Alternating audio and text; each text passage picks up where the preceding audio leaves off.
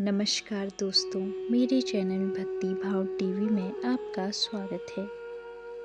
तो दोस्तों, आज की इस वीडियो में आपको जानने को मिलेगा तुलसी में रोज जल चढ़ाने और तुलसी के पास दिया जलाने से क्या फल मिलता है।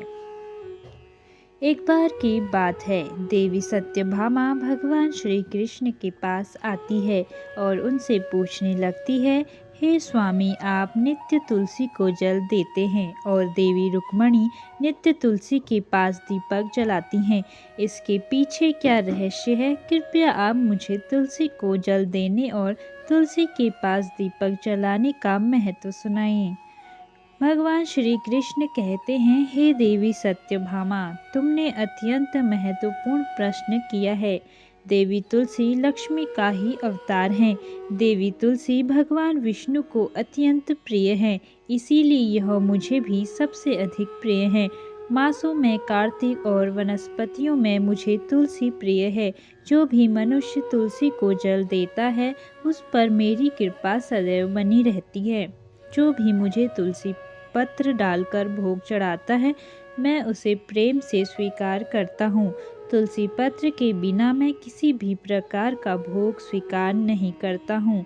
हे देवी, अब मैं तुम्हें तुलसी को जल देने और तुलसी के पास दीपक जलाने का महत्व सुनाता हूँ, इसीलिए तुम इस कथा को ध्यान से सुनो। जो भी स्त्री इस कथा को ध्यान से पूरा सुनती है, वह सदा सुहागन रहती है। उसके घर में सुख समृद्धि आती है और दरिद्रता का नाश होता है। देवी सत्यभामा कहती हैं, हे स्वामी, मैं इस कथा को ध्यान से पूरा सुनूंगी। कृपया आप मुझसे वह कथा कहिए। तब भगवान श्री कृष्ण देवी सत्यभामा को वह कथा सुनाने लगते हैं। भगवान श्री कृष्ण कहते हैं, हे देवी, मध्य देश में श्याम शर्मा नाम का एक वैश्य अपनी पत्नी के साथ रहा करता था। वैश्य के पास किसी चीज की कोई कमी नहीं थी। ईश्वर की कृपा से उसके पास सब प्रकार के सुख ऐश्वर्य थे, किंतु उस वैश्य की कोई संतान नहीं थी, जिस कारण से वह सदैव ही दुखी रहता था। उसे वैद्य ने संतान प्राप्ति के लिए कई उपाय बताए। उसने दान धर्म किया, अनेक प्रकार के वैद्य भी बुलाए। उसने नाना प्रकार के उपचार भी किए, किंतु फिर भी उसे कोई संतान नहीं हो रही थी। फिर एक दिन वह वैश्य महामुनि वशिष्ठ जी से मिलने के लिए उनके आश्रम पर जाता है। मुनि वशिष्ठ श्याम शर्मा का स्वागत करते हैं और कुशल मंगल पूछते हैं। तब वह श्याम शर्मा मुनि वशिष्ठ जी से कहता है, हे मुनिवर, मैं अत्यंत दुखी हूँ। मेरी कोई संतान नहीं है और संतान के बिना मेरा उद्धार कैसे होगा। मैंने संतान प्राप्ति के लिए अनेक उपाय भी किया, किंतु मुझे संतान नहीं हो रही है। कृपया आप ही बताइए कि मुझे किस कारण से पुत्र की प्राप्ति नहीं हो रही है। क्या मुझसे जाने अनजाने में कोई पाप हुआ है? तब मुनि वशिष्ठ जी अपनी दिव्य दृष्टि से श्याम शर्मा के पूर्व जन्म के बारे में जान लेते हैं। वशिष्ठ जी कहते हैं, हे वत्स, पिछले जन्म में तुम्हारे द्वारा घोर पाप हो गया था, इस कारण से तुम्हें इस जन्म में संतान सुख प्राप्त नहीं हो रहा है। श्याम शर्मा कहता है, हे मुनिवर, कृपया मुझे बताइए, पिछले जन्म में मुझसे कौन सा पाप हुआ था और उस पाप से मुक्त होने के लिए मुझे कौन सा उपाय करना चाहिए। वशिष्ठ जी कहते हैं, हे वत्स, पिछले जन्म में तुमने जो अपराध किया था उसके विषय में सुनो। पिछले जन्म में तुम एक अहंकारी वैश्य थे। तुम्हारा जन्म धनवान कुटुंब में हुआ था। तुमने पिछले जन्म में एक गाय को अत्यंत दुख दिया था। एक दिन एक गाय भूख और प्यास से व्याकुल होकर तुम्हारे द्वार पर आई थी, किंतु तुमने उस गाय को न रोटी खिलाई, न चारा खिलाया और न ही उसे जलपान कराया। तुमने बड़ी ही निर्दयता से उस गाय को अपमानित करके घर से निकाल दिया। उस गाय ने अभी अभी बछड़े को जन्म दिया हुआ था और भूख से व्याकुल होने के कारण वह गाय वहीं पर मूर्छित होकर गिर पड़ी और उस दिन वह अपने बछड़े को दूध नहीं पिला पाई। इसीलिए इस गाय ने तुम्हें श्राप दे दिया था। इस गाय के श्राप के कारण तुम्हारी ऐसी दुर्दशा हुई है। उस गाय के श्राप के कारण तुम्हें इस जन्म में संतान नहीं हो रही है। वशिष्ठ जी की बात सुनकर उसे श्याम शर्मा को बड़ा दुख हुआ और वह स्वयं को कोसते हुए कहने लगा, हाय, यह मैंने क्या किया? एक बेचारी दुखी गौ माता की सेवा नहीं की। मैंने बहुत बड़ा अपराध किया है और उसी का दंड मुझे भोगना पड़ रहा है। श्याम शर्मा वशिष्ठ जी से कहता है, हे मुनिवर, मुझे बहुत बड़ा अपराध हुआ है। अब मैं इस पाप का प्रायश्चित कैसे करूं? कृपया आप ही मुझे मार्गदर्शन कीजिए। मैंने जो पाप किया है उससे मुक्ति का कोई तो उपाय अवश्य होगा। मैं अपना सब कुछ देकर उसे पाप का प्रायश्चित करूंगा। कृपया आप ही कोई उपाय बताइए। मुझे संतान की प्राप्ति कैसे हो सकती है? क्योंकि शास्त्र कहते हैं, पुत्र के बिना मनुष्य का उद्धार नहीं हो सकता। तब मुनि वशिष्ठ कहते हैं, हे वत्स, इस पाप का एक ही उपाय है। तुम पुत्र प्राप्ति के लिए पुत्रेष्ट यज्ञ करो। इसी यज्ञ के फल स्वरूप तुम्हें संतान की प्राप्ति होगी। इस यज्ञ को संपन्न करके तुम ब्राह्मण को भोजन कराओ, वस्त्र और गाय का दान करो, तभी तुम्हें इस पाप से मुक्ति मिलेगी।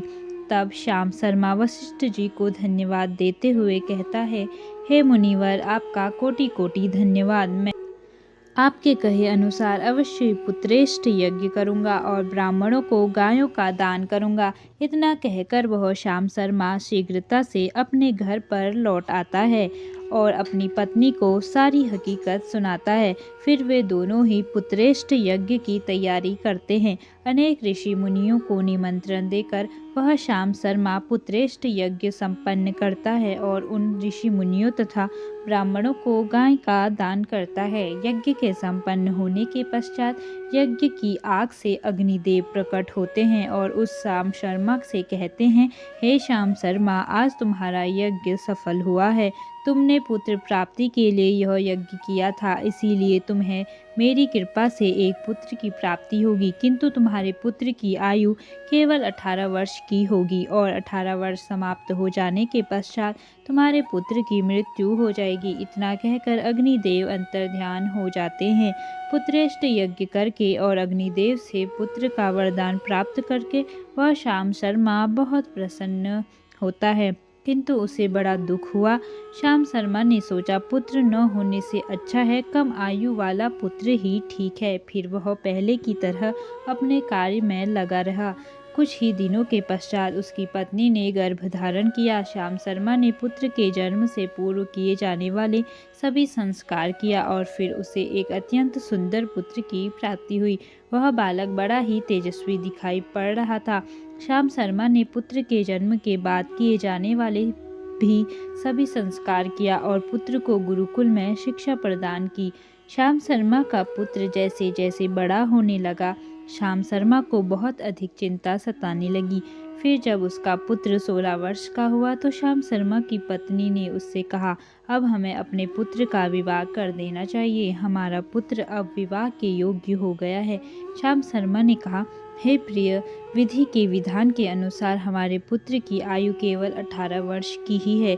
18 वर्ष के पश्चात हमारे पुत्र की मृत्यु हो जाएगी, इसीलिए हमें इसका विवाह करके किसी कन्या के जीवन को बर्बाद नहीं करना चाहिए। वह तो 2 वर्षों बाद विधवा हो जाएगी, फिर उसे जीवन में अनेक कष्ट सहन करने पड़ेंगे।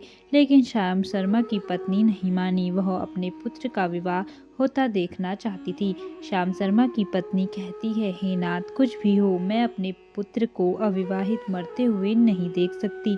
हमारे पास किस चीज की कमी है? हमारी पुत्र वधू इस संपत्ति को प्राप्त करके सुखी जीवन जी सकती है। इसीलिए अब आप संकोच न करें और हमारे पुत्र के लिए सुंदर कन्या की खोज करें। अपनी पत्नी के मन के आगे श्याम शर्मा की एक न चली और फिर वह पुत्र के विवाह के लिए मान गया।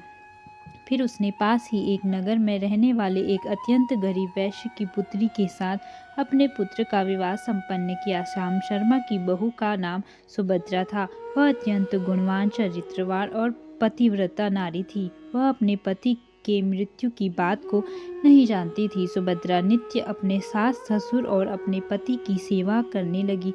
वह सभी के साथ बड़े प्रेम से रहती थी और कभी किसी की आज्ञा का उल्लंघन नहीं करती थी। उसने अपनी मधुर वाणी और कार्यकुशलता से सभी के मन को जीत लिया। इस प्रकार से 2 साल बीत गए और फिर वह समय निकट आ गया जब श्याम वर्मा के पुत्र की मृत्यु होने वाली थी। श्याम शर्मा को बड़ा भय लगने लगा। फिर एक दिन उसने अपनी बहू को बुलाया और उसे क्षमा मांगते हुए कहने लगा, हे बहू, तुम मुझे क्षमा कर देना, मैंने तुम्हारे साथ बड़ा अन्याय किया है। सुभद्रा ने कहा, ससुर जी, आप ऐसा क्यों कह रहे हैं? आप मुझसे क्षमा मांग कर लज्जित न कीजिए। मैं आपसे छोटी हूँ, आपकी पुत्री के समान हूँ। कृपया आप संकोच न करते हुए आपके मन में जो भी बात है वह कहिए।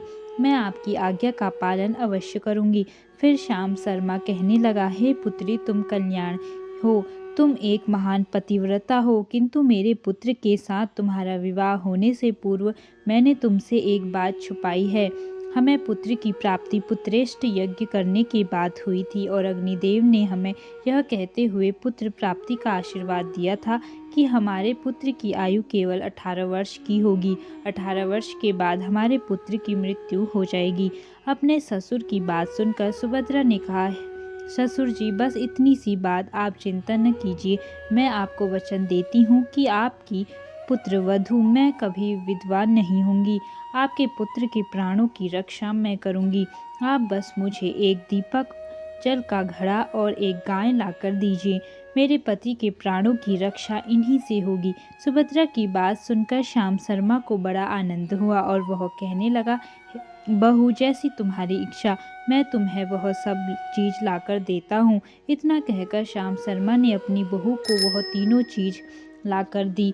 फिर जब वह दिन निकट आ गया जिस दिन सुभद्रा के पति की मृत्यु होने वाली थी, उस दिन सुभद्रा ने सुबह उठते ही तुलसी को जल चढ़ाया और उसे प्रणाम करते हुए तुलसी के पौधे पर एक चुनरी बांध दी और तुलसी माता से प्रार्थना की, तुलसी माँ, मैं आपको चुनरी चढ़ा रही हूँ, कृपया अब तुम ही मेरे सुहाग की रक्षा करना।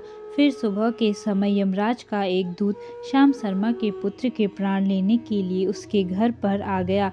जैसे ही वह घर में प्रवेश करने लगा, तब तुलसी के पौधे ने उसे रोक दिया और कहा, यमदूत, इस घर में निवास करने वाली स्त्री ने मुझे चुनरी चढ़ाई है और इसीलिए अब इसके सुहाग की रक्षा मैं कर रही हूँ। तुम इसके घर में प्रवेश नहीं कर सकते। इतना कहकर तुलसी ने यमराज के उस दूत को घर में जाने से रोक दिया।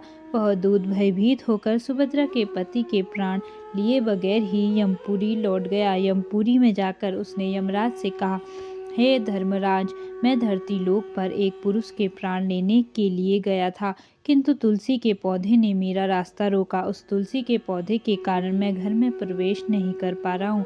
इस बात पर यमराज को बड़ा क्रोध आ गया। फिर उन्होंने अन्य 2 दूतों को बुलाया और कहा, तुम अब शाम के समय सुभद्रा के घर जाओ। जब तुलसी का पौधा सो रहा होगा, तुम उसके पति के प्राण लेकर यमलोक आ जाओ।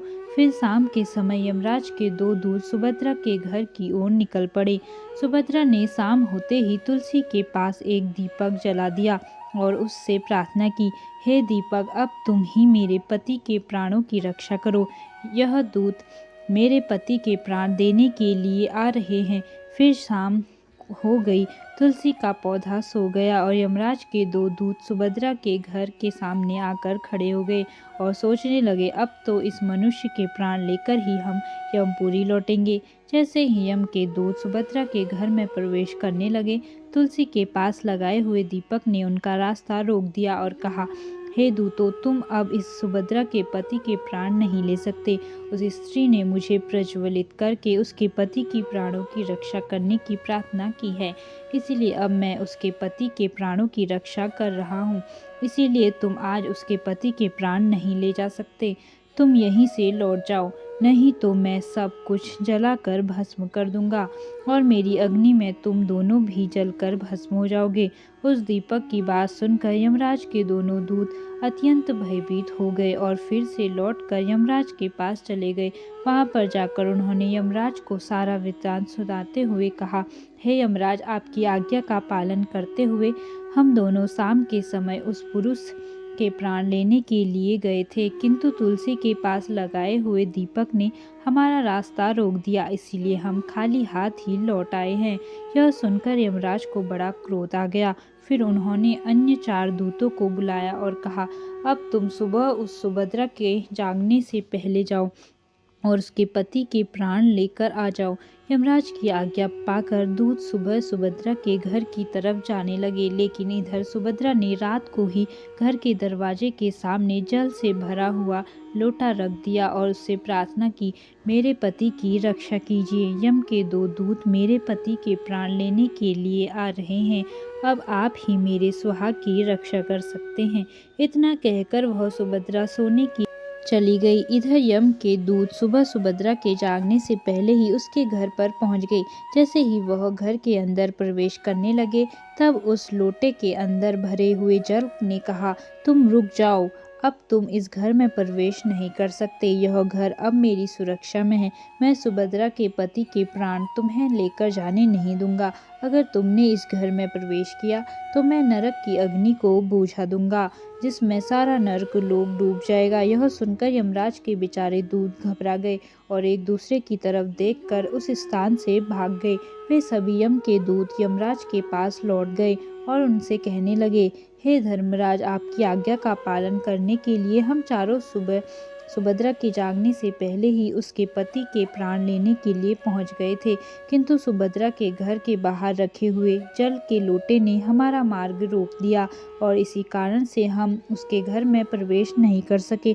अब यमराज को बहुत ही अधिक क्रोध आ गया। इस बार उन्होंने 8 यमदूतों को बुलाया और कहा, हे यमदूतों, अब शीघ्रता से जाओ और बलपूर्वक उस मनुष्य के प्राण खींचकर यमलोक लेकर आओ। फिर वह 8 यमदूत यमराज की आज्ञा का पालन करते हुए पृथ्वी लोक पर उस सुभद्रा के घर के पास आते हैं, तो देखते हैं उस सुभद्रा के घर के सामने एक गाय खड़ी है। सुभद्रा ने यमदूतों के आने से पहले ही अपने घर के सामने गाय को बांध दिया था और गौ माता से विनती की थी, हे गौ माता, आज यमदूत मेरे पति के प्राण लेने के लिए आ रहे हैं, अब आप ही मेरे सुहाग की रक्षा कर सकती हैं। हे गौ माता, मैं आपकी शरण में आई हूँ, कृपया मुझे विधवा होने से बचा लीजिए। उस गाय ने कहा, हे पुत्री, तुम चिंता मत करो, तुम्हारे पति के प्राणों की रक्षा मैं स्वयं करूँगी। मेरे होते हुए यम के दूत तुम्हारे घर में प्रवेश नहीं कर पाएंगे, इसीलिए तुम चिंता से मुक्त होकर घर में अपने पति की सेवा करो। फिर जैसे ही वे यमदूत घर के अंदर प्रवेश करने के लिए आगे बढ़ते हैं, तब वह गाय उन्हें रोक देती है और कहती है, इस घर में तुम लोग प्रवेश नहीं कर सकते, इस घर की रक्षा मैं कर रही हूँ, मेरे रहते कोई भी इस घर के अंदर प्रवेश नहीं कर सकता। यदि तुमने घर के अंदर प्रवेश करने का प्रयत्न किया तो मैं तुम सभी को श्राप दे दूंगी। अगर तुम्हें इस घर के अंदर प्रवेश करना है तो तुम्हें पहले मेरे प्राण लेने पड़ेंगे और तुम सभी को गौ माता की हत्या का पाप लगेगा, जिसका कोई प्रायश्चित नहीं है। वहां पर उपस्थित सभी यमदूत गाय के द्वारा श्राप देने की बात सुनकर भयभीत हो गए। वे जानते थे कि गाय के द्वारा दिए गए श्राप से कोई मुक्त नहीं कर सकता और गौ हत्या तो संसार का सबसे बड़ा जघन्य अपराध और महापाप है, जिसका कोई प्रायश्चित भी नहीं है। इसीलिए वे सभी वहां से लौटकर यमराज के पास चले गए। यमपुरी जाकर उन यमदूतों ने यमराज को सारा वृत्तांत सुनाते हुए कहा, हे धर्मराज, उस सुभद्रा के पति के प्राणों की रक्षा एक गाय कर रही है। उस गाय ने हमें श्राप देने की बात कही, इसीलिए हम सभी भयभीत होकर वापस लौट आए हैं। हम में गाय का सामना करने की शक्ति नहीं है। उन यमदूतों की बात सुनकर यमराज आग बबूला हो गया और स्वयं भैंस पर सवार होकर पृथ्वी लोक की ओर निकल पड़े। यमराज अपने भैंस पर सवार होकर उस सुभद्रा के घर के पास चले आते हैं। यमराज को अपने घर के सामने खड़ा हुआ देखकर सुभद्रा भयभीत हो जाती है और जल्दी से आकर यमराज के चरण स्पर्श करके उन्हें नमस्कार करती है और उनकी स्तुति करने लगती है। हे यमराज, आप तो तीनों लोगों के प्राणियों पर कृपा करने वाले महान देवता है। इस संसार के समस्त प्राणियों के पाप और पुण्य का लेखा जोखा आप अपने पास रखते हैं। हे न्याय के देवता धर्मराज, मैं सत्य धर्म का पालन करने वाली पतिव्रता स्त्री हूँ। मैं आपको बारंबार नमस्कार करती हूँ, कृपया मुझे आशीर्वाद दीजिए। सुभद्रा के द्वारा की गई स्तुति से यमराज अत्यंत प्रसन्न होते हैं और उसे अनजाने में ही सदा सुहागन रहो ऐसा कहकर आशीर्वाद देते हैं। फिर जब यमराज सुभद्रा के पति के प्राण ले जाने के लिए आगे बढ़ते हैं तो सुभद्रा कहती है, हे धर्मराज, आपने अभी मुझे सदा सुहागन रहने का आशीर्वाद दिया है और अब आप मेरे पति के प्राण लेने जा रहे हैं। इससे तो आपका आशीर्वाद झूठा साबित हो जाएगा। यह सुनकर धर्मराज रुक जाते हैं और सुभद्रा की ओर देखकर मुस्कुराने लगते हैं। सुभद्रा के निर्मल हृदय और अपने पति के प्रति समर्पण भाव को देखकर यमराज अत्यंत प्रसन्न होते हैं। सुभद्रा की ओर देखकर यमराज कहते हैं, हे पुत्री, आज तुमने साक्षात मृत्यु को ही पराजित किया है। मैं तुम्हारे पतिव्रत धर्म से अत्यंत प्रसन्न हूँ। अब मैं तुम्हारे पति के प्राण छोड़ देता हूँ। तुम्हारी जो भी मनोकामना है वह मुझसे मांग लो। तब सुभद्रा ने कहा, हे धर्मराज, मैं अपने पति के लिए 100 वर्ष की आयु मांगती हूँ। मेरे लिए मेरे पति ही परमेश्वर हैं। मैं अपने पति को छोड़कर जीवित नहीं रह सकती, इसीलिए आप मुझे यही वरदान दीजिए।